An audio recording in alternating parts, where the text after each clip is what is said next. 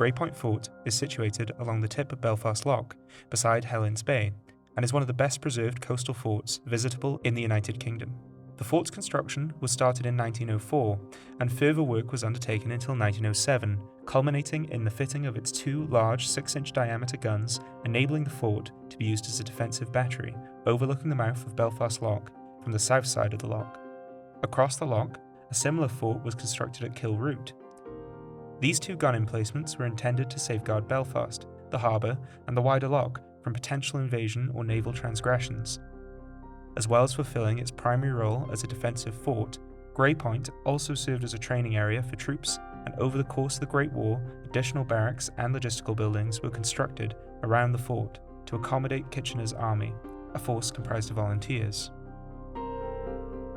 The surrounding coastal area was used for training troops for the trenches, with mock trenches being dug all along the periphery of the coast, and these old trench lines can still be seen today amongst the wooded areas alongside the public coastal path.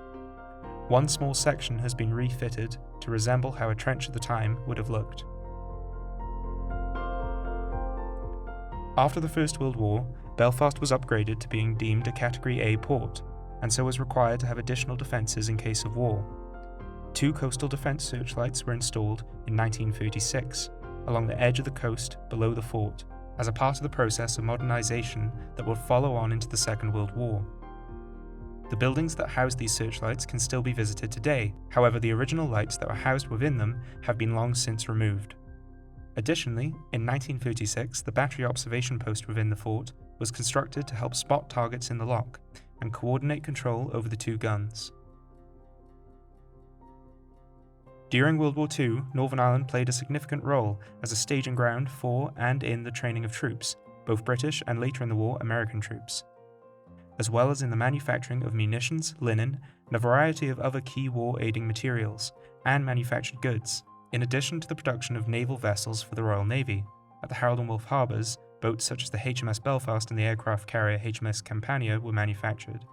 These war-aiding operations that took place in the city of Belfast painted it as a crucial potential target for the German war machine and the Luftwaffe, and so Greypoint Fort became an integral part of the defensive architecture protecting Belfast.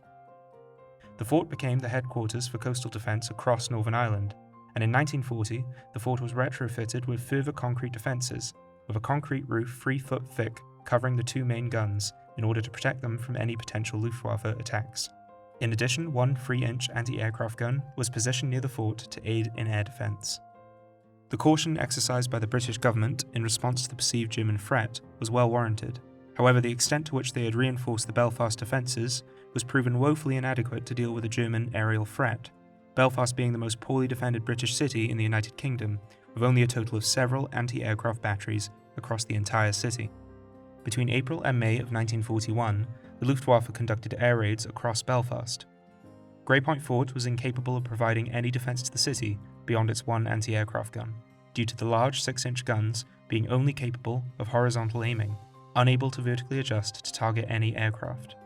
With the brief exception of the Belfast Blitz, the fort never saw direct military service, and mostly engaged in target practice, aiming at checkered targets positioned by tugboats into the line of fire in the lough. The guns were said to have rarely hit on target, and one story from the time goes so far as to state that a cow on the opposite Antrim side of the lough was hit during one of the fort's target practices. By August 1943, the fort's guns were placed into a state of care and maintenance, but the fort on a whole remained active into the 1950s, with a mobile radar system being fitted in 1954 before the fort was finally decommissioned in 1956, along with most other coastal artillery batteries across the United Kingdom, as a result of the abolition of coastal artillery on a wide scale as policy. The fort can still be visited today, however, at the time of this video the interior grounds of the fort are closed for seemingly the foreseeable future.